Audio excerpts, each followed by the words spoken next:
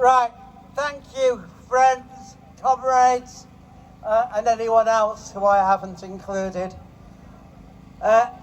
Thank you for inviting me to this wonderful demonstration. We are in the 6th month of incessant Israeli bombing of the Gaza Strip. The people of Gaza have no air force. They have no missiles defense system. And yet Sunak, Biden, Genocide Joe, and all the rest of them continue to supply Israel with the weapons of war, at the same time as wringing their hands about the death of now over 30,000 people. We are seeing for the first time ever in history a live recorded genocide as it's happening on our television screens and in the internet. Yes. And I have to say, for our rulers to continue to supply those weapons on the pretext, because it is a pretext, that it is about Hamas. When you bomb every university, every hospital, you shoot patients, you torture doctors, you do all the things that involve destruction of a civilization, then that is not about Hamas. That is about ethnic cleansing and nothing more. Yes! Shame! I don't know whether there are any police here or not today keeping watch over us, but I have to say, when Sunak tells you you should police the demonstrations, my response to that is, it's about time that you policed Rishi Sunak and the warmongers in the government.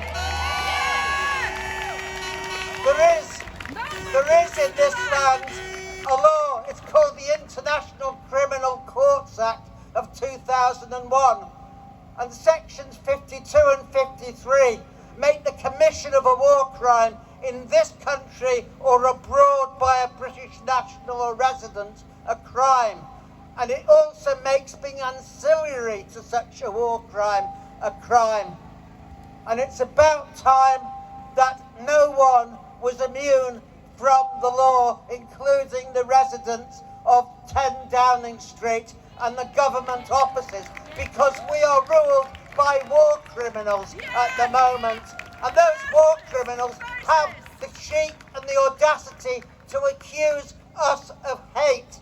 I'm sure some of you have heard of George Orwell, because he wrote some important essays on the use of political language and newspeak. The idea that you say one thing when you mean another. You say black when you really mean white. They accuse us of hate. There is nothing hateful about this demonstration or the monster demonstrations in London and elsewhere. We are marching against war, against the destruction and the bombing and the death of civilians, including young children. There is nothing hateful about that.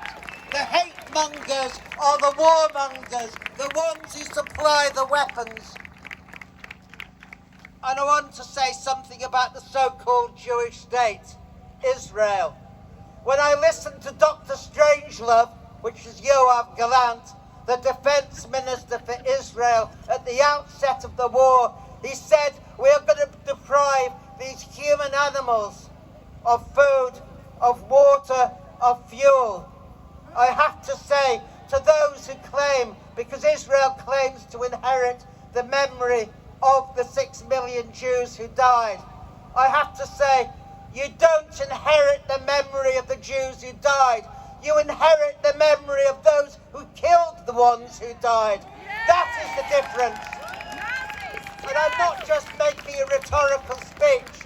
The term human animals was used by Heinrich Himmler, the head of the SS, which perpetrated the final solution, when in October the 4th, 1943, addressing his own senior SS generals, he described the Jews of Eastern Europe as human animals.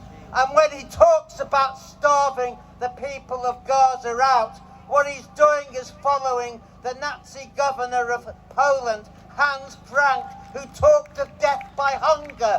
So I say to the Zionists, you inherit the mantle of the Nazis. You have nothing to do with the Jewish people historically. And if Einstein, Freud, Spinoza, and all the other great Jewish people like Marx were around today, they would turn in their grave. You are not a Jewish state. You are a satanic state. You are a state of the United States in all but name. And when Rishi Sunak and Suella Braverman confesses to be worried about the rise of anti-Semitism and the rise of hate, coming from Braverman, someone who dreamed of sending refugees and asylum seekers to Rwanda, that is a bit rich. If any woman symbolised hate, it is Suella Braverman and all those who surround her. What they are doing is projecting their own particularly nasty makeups onto us, and we won't have it because we know who are the hate mongers. We know who divides and rule. It is them, it is not us. Now I have one or two other things to say. This was not, of course, about October the 7th, but what they're doing about October the 7th, because when Sunak came rushing out of Downing Street after the victory of George Galloway, there was only one thing he could say about the situation in Gaza, and that was October the 7th, when 1,150 Israelis died, 400 of them soldiers, and half of them killed by their own troops. Exactly, yes! They're trying to weaponise all sorts of myths and fables, such that it was a rape orgy and so on.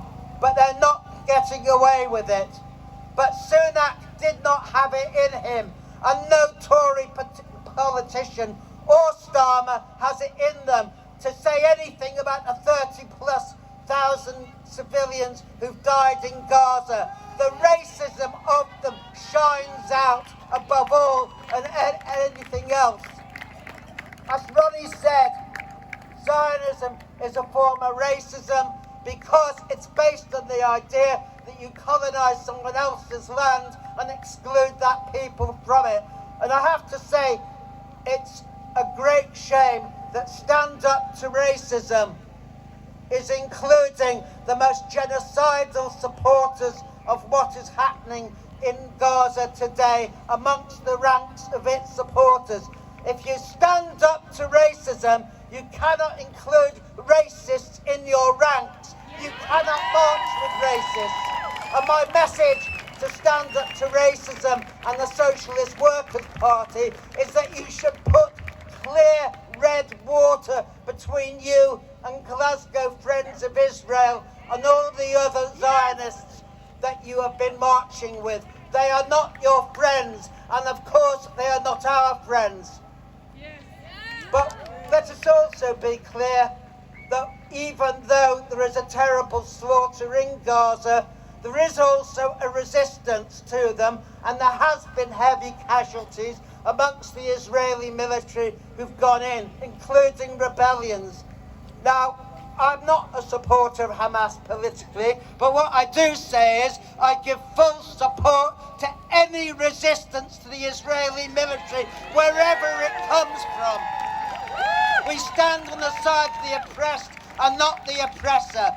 So thank you very much for inviting me here, and we will continue to victory, whatever the price. Thank you, comrades.